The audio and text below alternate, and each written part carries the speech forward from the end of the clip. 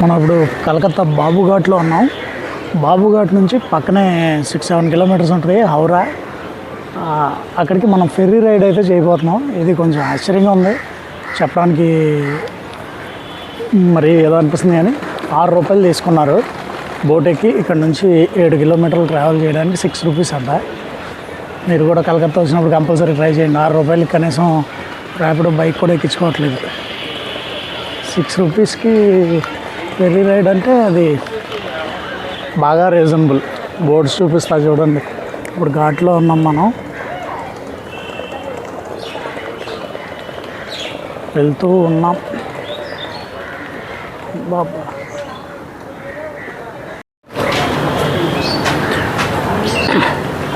Public అయితే ఉన్నారు, boats అయితే రెడీగా ఉన్నాయి. కానీ వాము వాటర్లో ఏదో ఉంది చాలా పెద్దగా.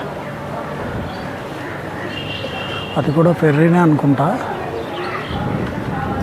డిఫరెంట్గా ఉంది. మొత్తం వాటర్లో మునిగిపోయినట్టే ఉంది అదైతే.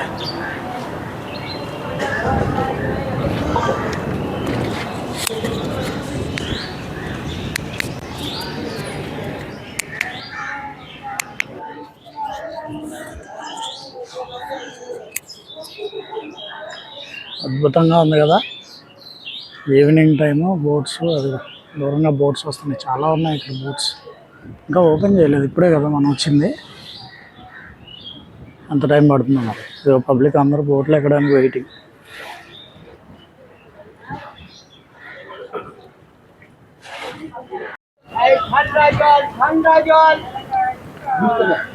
ఈవినింగ్ టైం ఇంకొంచెం ఒక ½ అవర్ 1 అవర్ ఆగితే ఇంకా అద్భుతంగా ఉంటుంది. ఇప్పుడైతే బాగా ఎండగా ఉంది, కానీ అదో ఒక ఫెర్రీ వస్తుంది.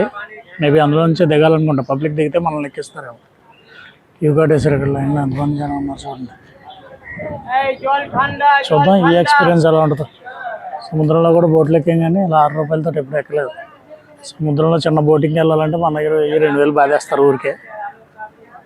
ఈ ఫెర్రీ సంగతి ఏంటో చూద్దాం.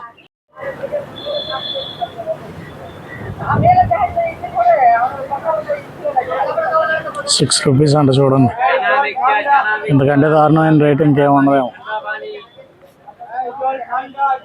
ఆర్టీసీ బస్సులో కూడా ఎంత చీప్గా టికెట్లు దొరకట్లేదు.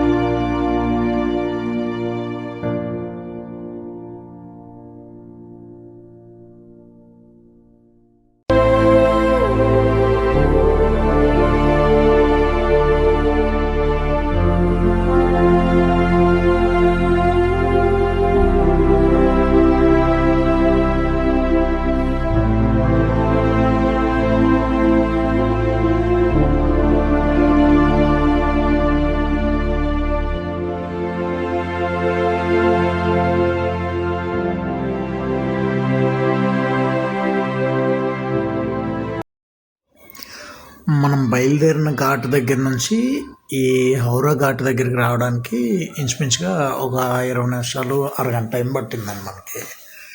యాక్చువల్గా ఇది 6 కిలోమీటర్స్ డిస్టెన్స్ ఉంది అంతే. వాటర్లో కాబట్టి బోట్ ఫాస్ట్గా వెళ్ళిపోతుంది. వచ్చేసాం. 6 రూపీస్ అనేది జనరల్గా తక్కువ అయినా కూడా ఇది జస్ట్ ఒక నది దాటడం అంతే. మనకి విలేజెస్లో ఇవి ఉంటాయి కదా, పంటలు ఉంటాయి కదా, సేమ్ యాజ్ ఇట్ ఈస్ అంతే, అసలు డిఫరెన్స్ ఏం లేదు. కాకపోతే ఇక్కడ చాలా పెద్ద పెద్ద బోట్లు ఉన్నాయి ఇక్కడ. ఇది కూడా రివర్, హుగ్లీ రివర్ అంటారు దీన్ని. మీకు అందరికీ ఐడియా ఉంటుంది. హౌరా బ్రిడ్జ్ చూసారు కదా, ఇప్పుడు నెక్స్ట్ ఈ వీడియో కంటిన్యూషన్లో మీకు హౌరా బ్రిడ్జ్ కూడా కనిపిస్తుంది. అది హుగ్లీ రివర్ అంటారు ఆ రివర్నే. మరి ఇది దేని నుంచి వచ్చిందో నాకు ఐడియా లేదు, కానీ హుగ్లీ రివర్ అనమాట. చూడండి, మళ్ళీ సేమ్ పాయింట్కి వెళ్తుంది అనమాట. ఇక్కడ ఇంచుమించు 2-3 స్టాప్స్ ఉన్నాయి. ఈ బోటు మనం బాబుఘాట్ నుంచి వచ్చాం కదా, బాబుఘాట్ నుంచి వచ్చిన బోట్ ఈ పాయింట్ సెకండ్ స్టాప్ అనమాట, ఇక్కడ అవుతుంది. ఇది మళ్ళీ బాబుఘాట్కి వెళ్తుంది. అలాగే వేరే ఫెర్రీ వస్తుంది, వేరే స్టాప్ నుంచి వేరే ఫెర్రీ వస్తుంది. అది పక్కన నెంబర్ 1, నెంబర్ 3 అని సేమ్ మనకి as it is bus transport ఈ రైల్వే ప్లాట్ఫామ్స్ ఎట్లా ఉంటాయో వీళ్ళు కూడా అట్లా ప్లాట్ఫామ్ సెట్ చేసుకున్నారు ఇక్కడ.